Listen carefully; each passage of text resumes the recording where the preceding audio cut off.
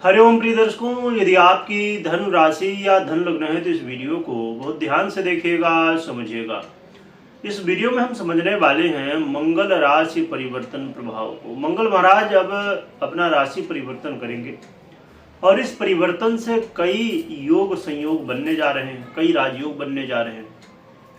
कौन कौन से राजयोग हैं, कौन सी ग्रह स्थितियां हैं और इस परिवर्तन में उपाय करना बहुत जरूरी है, जिससे मंगल के जो फल हैं वो हमें अच्छे फल पूर्ण रूप से और ज़्यादा से ज़्यादा मिल सके। प्रिय दर्शकों, ये जो स्थिति बनने जा रही है इसे गहराई से समझिएगा। सबसे पहले हम ग्रह स्थिति को समझेंगे, फिर क्या फल मिलेगा और फिर उपाय समझेंगे। उपाय बहुत महत्वपूर्ण है, उसे जरूर समझिएगा। आइए सबसे पहले ग्रह स्थिति को समझते हैं। देखा जाए तो 7 सितंबर 2025 को रात्रि में 8:15 पर मंगल स्वयं की राशि वृश्चिक को छोड़ के धनु राशि यानी कि आपकी ही राशि पर अब गोचर करना शुरू करेंगे और धनु राशि में ये 15 जनवरी की रात्रि और 16 जनवरी की सुबह 4:27 तक गोचर करेंगे और फिर मकर में चले जाएंगे। लगभग 1 महीने 8 दिन का गोचर काल रहने वाला है। यहाँ पर कुछ ग्रहस्थितियाँ बन रही हैं, उन्हें समझते हैं। 15 दिसंबर 2025 से सूर्य भी आ जाएंगे, जो कि मंगल के साथ गोचर करेंगे धनु पर ही, जिससे एक योग निर्मित होगा जिसे आप सौर्य योग के नाम से जानते हैं। और फिर 20 दिसंबर से शुक्र आ जाएंगे धनु पर। शुक्र और मंगल की युति होगी, जिससे कि यहाँ पर कला योग बन जाएगा। और 29 दिसंबर से बुध भी आ जाएंगे, जिससे कि यहाँ पर मकैनिक योग का निर्माण होगा। तो ये 3 ग्रह और चौथे मंगल मिलके ये 3 युगों का निर्माण करेंगे। परंतु इसी के साथ जो सूर्य के साथ होंगे तो सूर्य और मंगल का 2 ग्रही, फिर शुक्र आ जाएंगे तो त्रिग्रही और फिर बुध आ जाएंगे तो चतुर्ग्रही योग का निर्माण होगा। तो ये योग भी बनेंगे। इसके अलावा यहाँ पर जब आप गहराई से किसी विषय को विचार करें और खासकर राशि फल में, तो नक्षत्र का बड़ा महत्व होता है।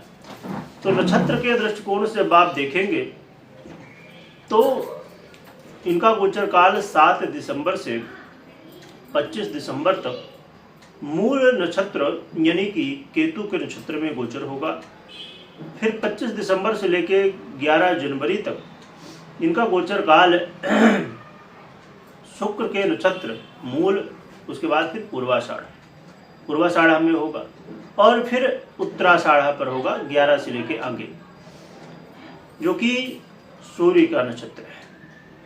तो आपने देखा कि शुक्र के साथ युति भी करेंगे और उनके नक्षत्र में भी गोचर करेंगे, सूर्य के साथ युति भी करेंगे और उनके नक्षत्र में भी गोचर करेंगे। परंतु देखा जाए तो केतु के नक्षत्र में गोचर करना बहुत श्रेष्ठ नहीं तो बहुत खराब नहीं, बहुत अच्छा भी नहीं माना जाता, क्योंकि केतु और इनका बहुत ज़्यादा अच्छा संबंध नहीं माना जाता, जो कि कुजवत ही केतु माने जाते हैं। इसलिए कुछ प्रभाव मिलते जुलते होते हैं। और शुक्र के नक्षत्र में गोचर करना ठीक ठाक है, बहुत अच्छा नहीं, पर सूर्य के नक्षत्र में गोचर करना श्रेष्ठ है, जो कि कुछ समय के लिए रहेंगे।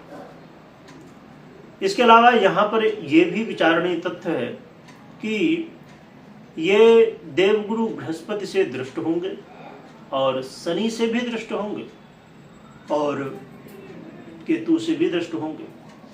तो ये स्थितियाँ बनने वाली हैं। इसमें एक बहुत महत्वपूर्ण बात मैंने जो पहले कहा था, अभी थोड़ी देर पहले, उपाय करना बहुत जरूरी, क्योंकि मंगल प्रिय दर्शकों ये कई सारे योग संयोग तो बना रहे हैं, परंतु अस्त अवस्था में है, जिसकी वजह से मंगल के जो प्रभाव अच्छे मिलने हैं उसमें काफ़ी हद तक कमी आ जाती है। इसलिए मंगल को बलवान करने के लिए उपाय करना चाहिए, प्रयास करना चाहिए। अब हम समझते हैं कि मंगल क्या फल आपको देने वाले हैं, आपके जीवन में क्या प्रभाव डालने वाले हैं। देखा जाए तो आपके पंचमेश और व्यय से हैं और आपके लग्न में ही गोचर करेंगे, धनु में गोचर करते हैं। मंगल का गोचर काल आपके जीवन में आपके आत्मविश्वास को बढ़ाने वाला, मान सम्मान को बढ़ाने वाला, व्यापारियों को धन लाभ कराने वाला और आपके जीवन में अचानक धन लाभ भी मंगल महाराज कराएंगे। आपके जीवन में चल रही कुछ समस्याएं ऐसी हैं जिनका समाधान समझ में ही नहीं आ रहा क्या हो सकता है। ऐसे रहस्यों का उजागर होगा। किसी विषय में आप जानना चाहते थे, समझना चाहते थे, रिसर्च कर रहे थे, वो पूरे हो सकते हैं। इसके अलावा आपके जीवन में सुखों में वृद्धि, आपके जीवन में प्रॉपर्टी से रिलेटेड, गाड़ी वाहन से रिलेटेड, सुखों से रिलेटेड चीज़ें प्राप्त होंगी। हो सकता है कि आपकी इच्छा रही होगी कोई चीज़ खरीदनी है ना, तो वो चीज़ें हो सके। और इसका प्रभाव राजनीति कर रहे लोगों के लिए भी रहेगा। जो राजनीति से जुड़े हुए हैं ऐसे लोगों को यहाँ पर लाभ देखने को मिलेगा। और मंगल के गोचर काल प्रिय दर्शकों विद्यार्थियों के लिए भी अच्छा है। और कई ऐसे लोग जो कि बहुत लंबे समय से विदेश यात्रा के लिए विदेश से जुड़े हुए काम कर रहे हैं, वहाँ समस्याएं आ रही हैं, तो वो समस्याएं कम होंगी। खत्म नहीं हो सकती ये नहीं कहा जा सकता, पर हाँ कम होंगी। देखा जाए तो मंगल के बड़े अच्छे परिणाम हैं। हाँ एक बात जरूर है कि आपको धैर्य के साथ हर एक काम को करना है, जल्दबाजी नहीं करना किसी काम में। और मैरिज लाइफ को लेके पूरी तरह अपने रिश्ते के प्रति 100% विश्वास रखिएगा, क्योंकि यहाँ पर यदि आप शंका करेंगे, आरोप प्रत्यारोप करेंगे तो फिर समस्याएं होंगी। या आप पार्टनरशिप में काम करते हैं तो भी यहाँ पर एक बात ध्यान रखना है। तो इन बातों का जरूर ध्यान रखिएगा। हर एक निर्णय लेते समय बहुत सोच समझ के जानकारी लेके फिर निर्णय लेना है। बाकी मंगल के बड़े अच्छे परिणाम देखने को मिलेंगे। पर बात वही जो अभी हमने थोड़ी देर पहले 2 बार जानी, फिर से मैं दोहरा रहा हूँ। उपाय अब हम जान लेते हैं, क्योंकि उपाय बहुत जरूरी है। उपाय क्या करना चाहिए ये समझते हैं, पर उससे पहले ये ध्यान में रखिए कि ये बहुत महत्वपूर्ण है कि आपकी पर्सनल कुंडली में मंगल कैसे हैं। यदि मंगल मजबूत स्थिति में है, अच्छी स्थिति में है, तो फिर मंगल के जो परिणाम है ये मिलेंगे आपको। और यदि मंगल पीड़ित अवस्था में है, अच्छी स्थितियां नहीं है, दशाएं इत्यादि नहीं सपोर्ट कर रही हैं, ग्रह स्थितियां सपोर्ट नहीं कर रही, मंगल कमजोर अवस्था में है, पीड़ित अवस्था में है, फिर ऐसी स्थिति में मंगल के जो प्रभाव हमने समझा कि अच्छे मिलने वाले हैं तो ये नहीं मिलेंगे या तो बहुत कम मात्रा में मिलेंगे। तो जरूर चेक करिए कि मंगल की क्या स्थिति है और अन्य ग्रह स्थितियां कैसे क्या आपको सपोर्ट कर रही है।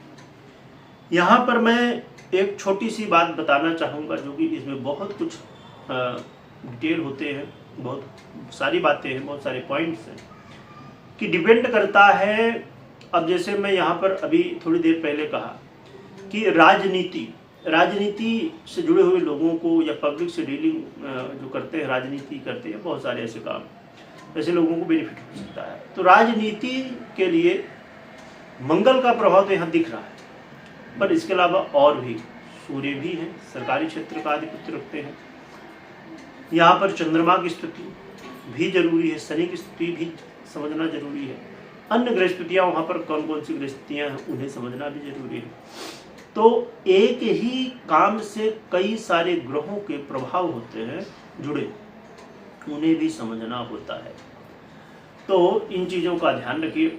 और इसलिए मैं हमेशा कहा करता हूँ कि बिना पर्सनल कुंडली विश्लेषण का कोई भी निर्णय नहीं लेना चाहिए। उपाय की चर्चा करें तो हनुमान जी की आराधना करना सर्वश्रेष्ठ है। कहीं आसपास मंदिर हो वहाँ जाइए, हनुमान जी की आराधना करिए।